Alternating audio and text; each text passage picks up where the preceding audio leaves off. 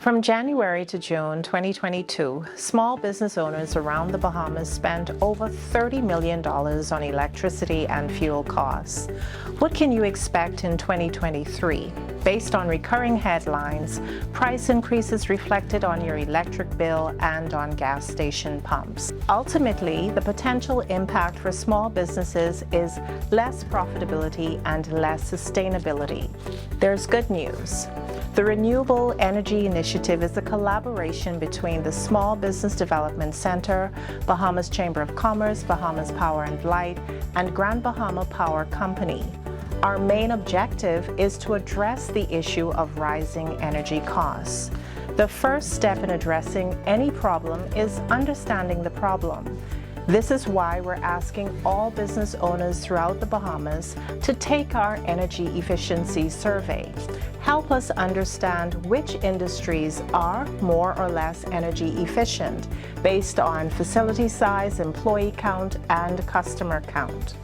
In exchange, we are conducting live information sessions starting February 9th to talk about renewable energy solutions like LED lighting, spray foam insulation, smart appliances, and of course, solar panels. What are the varying grades and prices for solar panels? What is the proper process for going off-grid? Can your business sell excess energy to BPL and GBPC? These are the kinds of questions we invite business owners to bluntly ask. In addition to a wealth of information, your business can access up to $500,000 to make your business more energy efficient. This funding is available through our partners Fidelity Bank, Royal Bank, Bahamas Development Bank, Simplified Lending, National Workers Credit Union, as well as Teachers and Salaried Workers Credit Union. Once your application is approved, the government of the Bahamas will sign as your guarantor, covering between 75% to 90% of the principal amount. Recap. 1. Take the energy efficiency survey using the survey link below. 2. Attend our live information sessions and town hall meeting. 3. Access renewable energy funding using the application link below. 4. Obtain our endorsement or government guarantee ranging between 75% to 90% of your approved funding. And number 5, become an energy efficiency star. For more information, call us at 461-7232 or WhatsApp us at 359-0626. If you prefer to email, the address is helpdesk@sbdcbahamas.com. Finally, our website is accessaccelerator.org. Renewable energy solutions have become increasingly popular in recent years, as they are a great way to reduce our reliance on non-renewable energy sources such as fossil fuels. There are several options available: solar energy, wind energy, hydropower, and geothermal energy. All of these renewable energy sources are reliable, cost-effective, and environmentally friendly, making them an excellent choice for those looking for renewable energy solutions. Good evening to everyone tuning in. This is Valentino Bethel, Funding Manager at Access Accelerator Small Business Development Center. And I would like to welcome you to our second live info session, this time discussing renewable energy solutions, solar panels, and electric cars. Joining me this evening are two experts in the field, Mr. Julian Smith of Bahamas Solar Energy and Mr. Benjamin Davis of Drive Green Rentals. Welcome, gentlemen. It's good to be back here again. And it's a pleasure being on this evening. Thank you, thank you. So let's dive right in. Benjamin, according to the Wall Street Journal, 7.8 million electric cars were sold worldwide in 2022. This represents a 68% increase from the sales in 2021. Can you explain why electric cars are rapidly becoming so popular? So I actually think that there's actually a couple of different reasons why we're seeing this explosive growth in the electric car industry. A few of them being government incentives for one. You also have just persons trying to be a little bit more environmentally conscious. And then I think part of maybe what the biggest one may be is pop culture. Electric cars are starting to become cool and niche, especially with the push with Tesla. Everyone on YouTube and social media, like you, apparently you're not saying anything until you have yourself a Tesla and you could ride around in the latest car and whatnot. But governments all around the world are now imposing, in addition to these incentives, they're also doing particular bans on certain cars. So by 2035, 2040, a lot of European countries, the US, Canada, they're imposing these bans where vehicles are going to have to be either electric or some form of electrification or alternative fuel at these points. And then you also have, certain governments, even our government has, put down the duty on electric cars. So you may have 65% for a gasoline car, but 10% for an electric car, just to push persons to, go that route. Interesting, interesting. So with traditional cars, they are fueled by gasoline and diesel. Explain to us, how do electric cars work?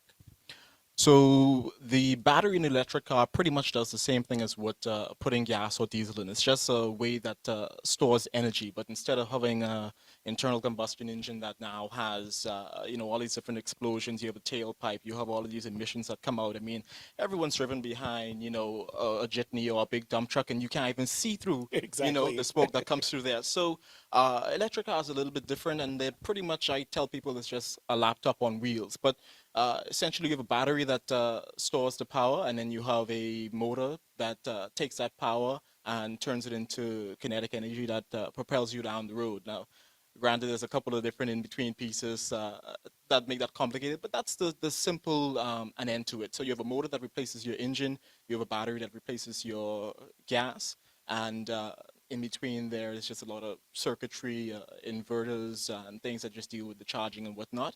But that's pretty much the simplified version of electric cars there. Interesting technology. Oh, so interesting. So we want to remind our listening audience, you are welcome to ask questions tonight. Please place your questions in the comments area. So, Julian, moving on to you, and I'll move back and forth between you all with this topic tonight. There are three types of solar panels systems.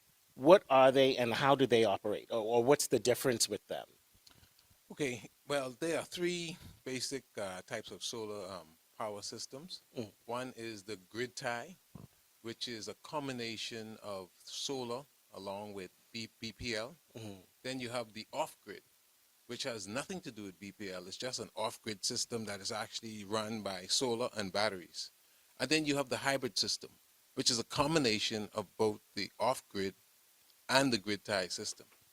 So take, for instance, the grid tie system works with energy generated by the sun. So for instance, if somebody has a grid tie system, whatever energy is generated by the sun, the excess energy that they need is actually taken from BPL. So you have a smart inverter now that actually does this calculation for you. So you don't need to figure out how much energy is needed. The smart inverter actually does that for you. Then you have an off-grid system. So an off-grid system is independent from BPL altogether. So you're generating power, you're generating energy from the sun, and then your excess energy that you need is actually in the form of your battery storage. Now you have the hybrid system, which is an integration of the off-grid and the battery backup. And so that system actually uses a combination of both of them simultaneously working together. Interesting. Wow. I'm intrigued by the off-grid. That sounds like that's a lot of money to be saved there. So are places in the Bahamas working on with solar off-grid fully for their buildings? Is that allowed in the Bahamas? Do you know? Yes, off-grid is allowed in the Bahamas. I mean, it's for certain establishments. It isn't a go for all establishments. Take, for instance, you have some major establishments that pay BPLs as much as $3 million in electricity. So to take something like that off the grid, you're talking about scaling back their income by a huge amount. So BPL also has some stipulations and requirement as to how much energy you can actually generate.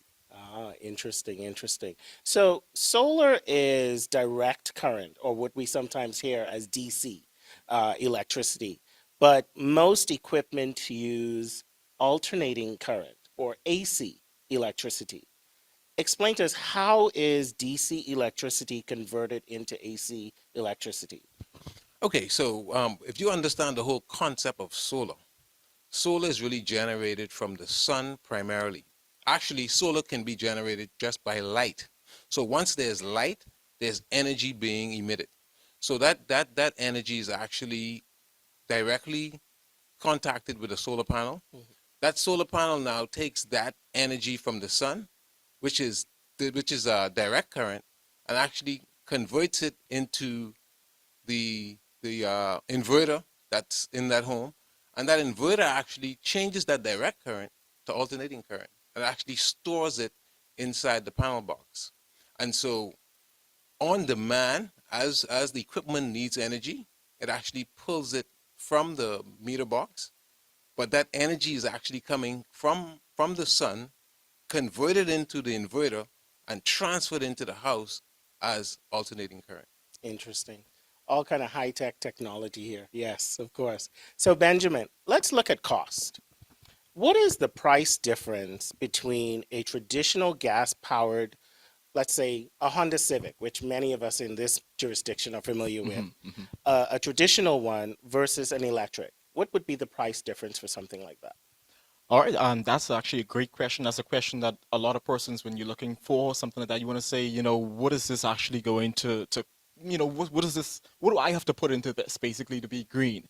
And so, keeping with your example, actually, Honda doesn't actually have the Civic Electric, but I'm actually going to use the example of a Kia Soul. That's another familiar car, Yes. and it's right inside that same general price point. So the Kia Soul, the traditional gas version, if you have it comparatively, spec'd up, it'll cost you probably about, and we're talking US prices before you bring it in, around, 25,000 or so.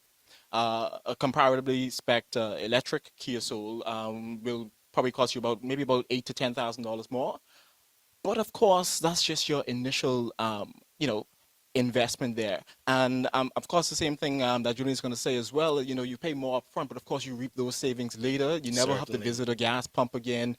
And you look at maintenance and stuff like that.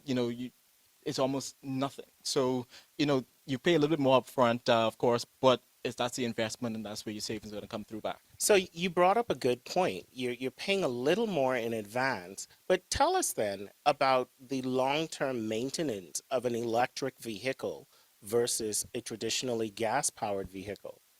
How does that price differ? Well, luckily, electric cars actually have very, very few moving parts. I think gasoline cars have, I don't know, the engine probably has, I think, it's upwards of 8,000 different parts. I mean, you get, every time you go to the mechanic, they give you a new part that you never heard of before. Your camshaft, this, your timing belt, that. Yeah. But no, electric cars, you pretty much have the battery, your inverter, your charge controller, and your motor, and that's pretty much it.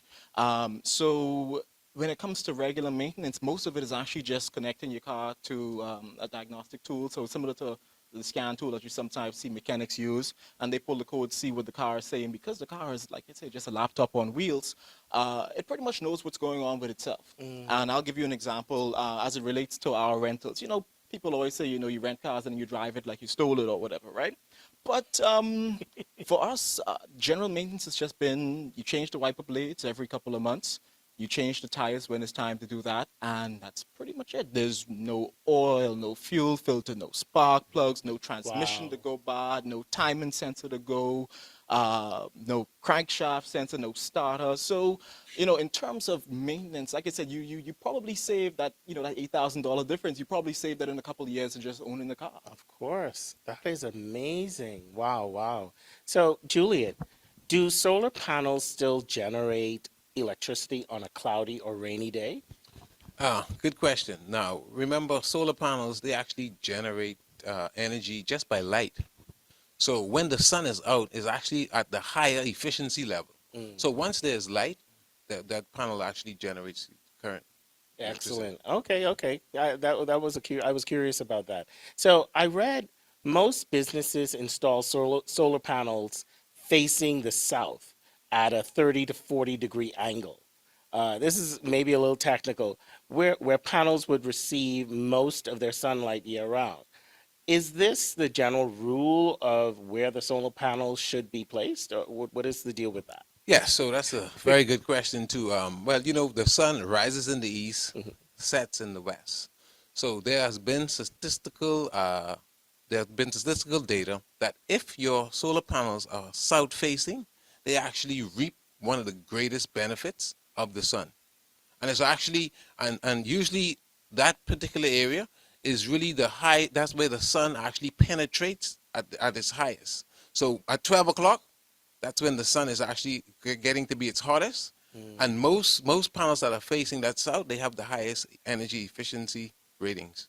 Interesting, interesting. So we want to remind our listening viewers to please drop your questions in the comments area, and we will be taking your questions closer to the end of this time.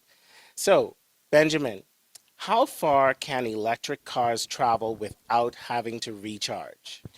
All right, that is actually an excellent question, and because it has many different answers, that's why I like that question so much. So, in the same way how you can go ahead and you can buy, let's say, for example, a Honda Civic, and let's say that gets you, I don't know, 30 miles to the gallon in gas. You pay maybe $50 a week.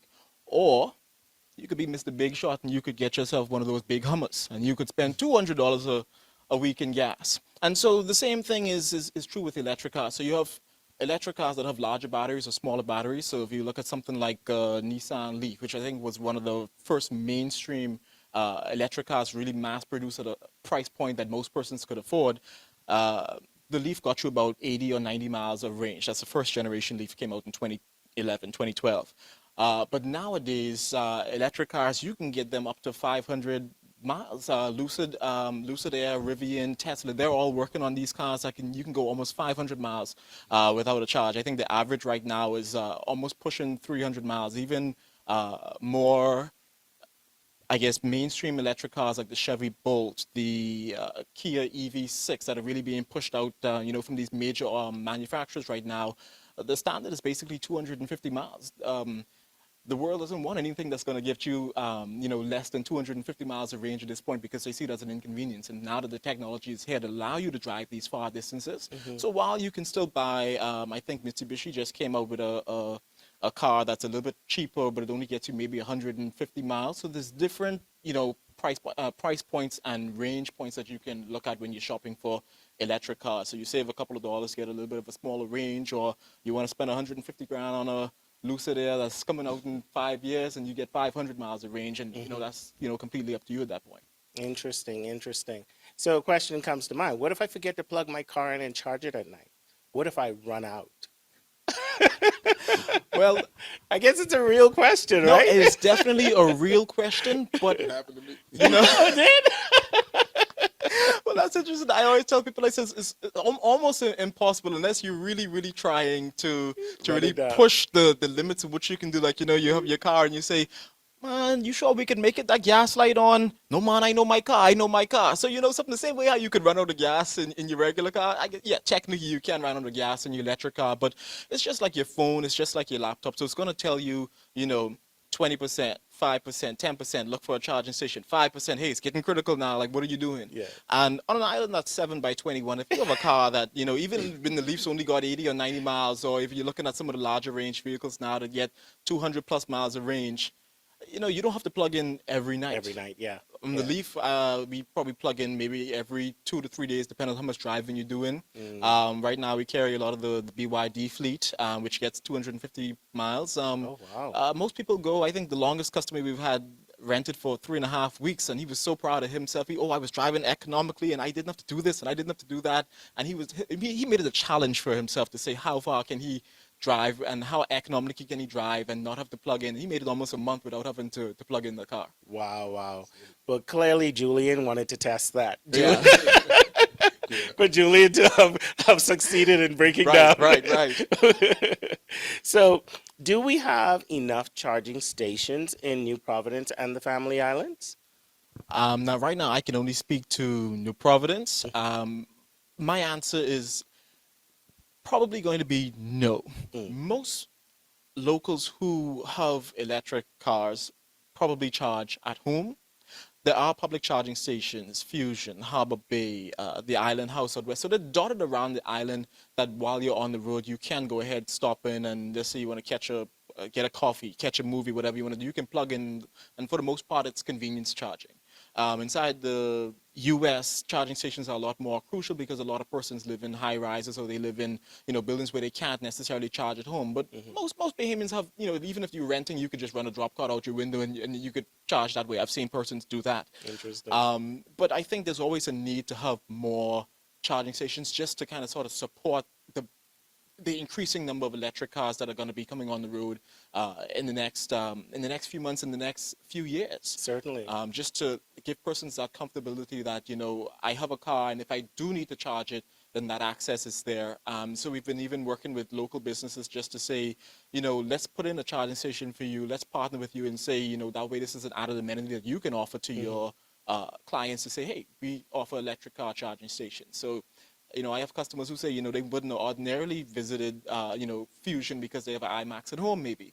But, because they know that this is somewhere they could charge the car, Yes. they come in there. And the electricity cost is negligible compared to what you're going to spend on something in there, for example. Certainly, certainly. And an interesting point there, you said, no, there isn't enough. And I sort of agree with that just from looking at what the Wall Street Journal reported in the difference of sales of electric vehicles from one year to the next. And that's going to continue to boom. So I'm almost want to say this sounds like a potential business idea. Should Bahamians invest? Should Bahamians and residents invest in charging stations? I think there is definitely some potential there. Right now, all of our charging stations throughout the island are free to use, as we just, try to encourage persons to, get these electric cars, saying that if you need something, here it is. But of course, in 20 years, when everyone drives electric cars, these charging stations are going to essentially be the equivalent to your gas stations right now. Yeah. So there will be some monetary aspect to it at some point. Now, I don't think that we've reached that tipping point just yet in terms of being able to monetize these charging stations, but it will come. And what is the price or the cost for investing in such a charging station? Are you familiar with that? Yeah, so charging stations, similar to the cars, you can get different versions. If you go on Amazon right now, you can find regular 220, 240 volt charging stations that will use a similar plug to your air conditioning. You see that single plug that's up to the top there on your split unit? It's a 240 plug, and that'll get you about a 3.3 kilowatt charging rate in terms of how fast it's going to charge the car. If you want a dedicated charging station, and those ones are going to probably run you about maybe $200 to $300 on Amazon, plus of course 45% duty plus your VAT. But if you're going to look for more dedicated charging station, like some of the more high power units that are going to be hardwired in by an electrician, they can usually be had for about maybe $400 to $500, and it really depends. They have different models that you can just plug it in. They have some that connect to your Wi-Fi, so you can actually monitor your charging, see if your car was unplugged, and all these other different things. And then if you really want to get fancy, then you can get a level 3, what they call DC fast charger, that puts DC directly into the battery, which is of course what the government installed at the Thomas A. Robinson Stadium. Yes. Interesting. Wow, it's so progressive. So Julian, how do you determine if a business needs 10 solar panels or 20? How do we even figure that out? Yeah, so there's a general rule, there's a formula that actually we go by. And what we do is we take the average consumption for the whole year. And we take that average consumption, we sum that up, and we divide that by 8,760. Once we do the division 8,760, that actually shows us the average customer demand. So we add 50 to that, and that gives us the maximum system size. So it's actually a formula where you take the whole year, what you've consumed during the whole year, you add that up, you divide that by 8,760, which gives you the average customer demand. You add 50 to that, and that gives you the maximum system size. Interesting. Okay. So how much does a panel cost? And, someone looking to invest in this, is it normally that these are discounted based on the number of panels that one needs to purchase for a project? Yeah, so good question. I think solar panels have really come down a whole lot. And then you have different variations of the solar panels. So take, for instance, you have 275 watts, you have 325 watts, you have the 450 watts, and now you have 650 watts. And so one of the interesting things we have to actually also let our audience know is that you can't mix the panels.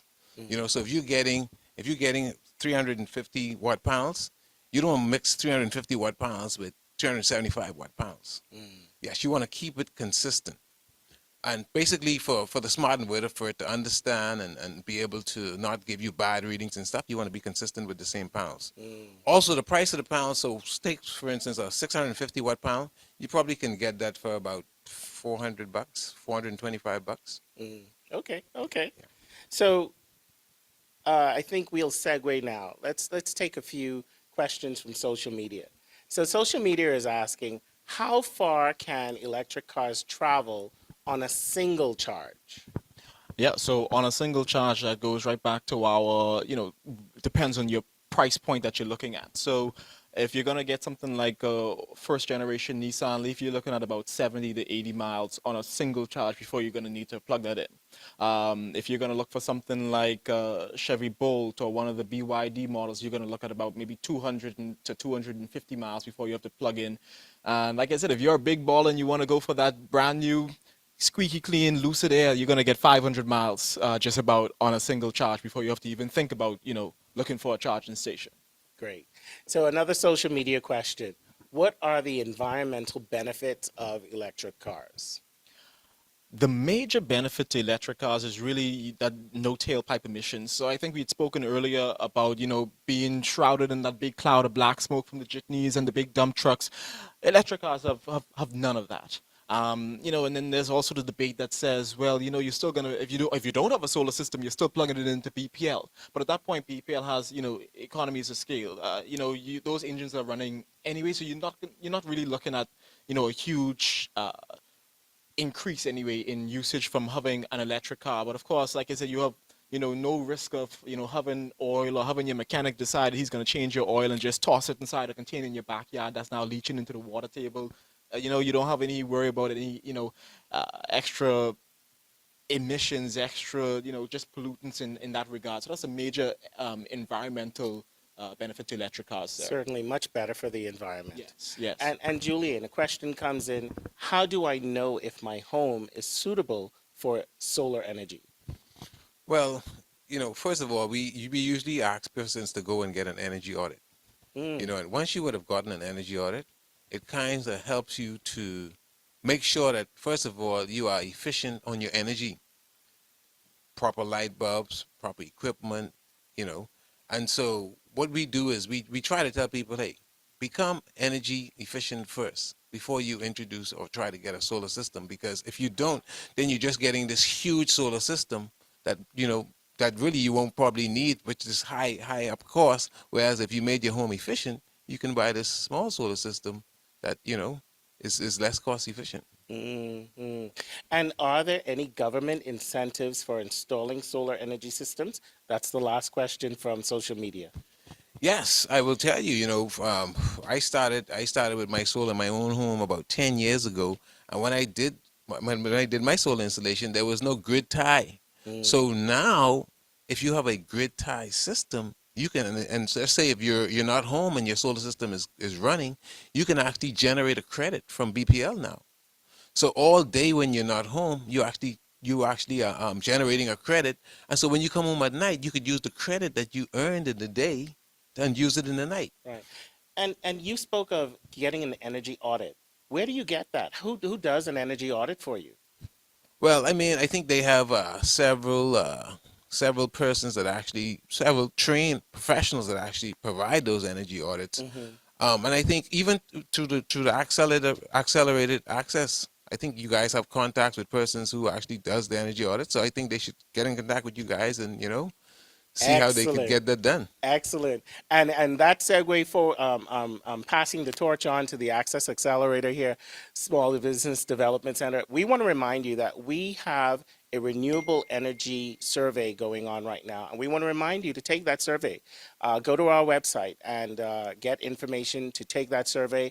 We're in partnership with entities like Bahamas Power and Light and Grand Bahama Power Company. They've been involved with us in doing this survey. So please go ahead and do that. So gentlemen, again, thanks so much for joining us tonight. Please, any final comments? Julian, I'll start with you. Yeah, I just say for a better tomorrow, save energy today. And Benjamin? And my closing out word is that people say electric cars are the future, but I say the future is now. So go ahead and get yourself your electric car and look into that. It's definitely going to help you out. Couldn't say it better myself. And listen, this has been a wonderful evening, gentlemen. Thank you very much. That has brought our evening to a close. A special thanks to our guests tonight, Julian Smith of Bahamas Solar Energy, Mr. Benjamin Davis of Drive Green Rentals. Also, thanks to you, our listening audience, for tuning in this evening. For more information on the Renewable Energy Initiatives and other training programs hosted by the Small Business Development Center, please visit our website at www.accessaccelerator.org and be sure to follow us on all of our social media platforms. Good night. My name is Joshua Miller and I'm the owner of Limeade Bahamas. We started out in 2014, but my entrepreneurship journey started many years prior to. At the tender age of 6, my father taught me the value of $1 and good work ethic. Fast forwarding on to 2022, we moved into the industrial park. At that time, we were challenged with the decision of, should we spend $70,000 on a transformer and still up to $5,000, $6,000 bills, or renewable energy? So with the assistance of the SBDC, we're able to purchase a solar system that runs our operation currently 90%. Quite a bit of things are run through the solar system. We have a 36-foot cooler container that runs off the solar system.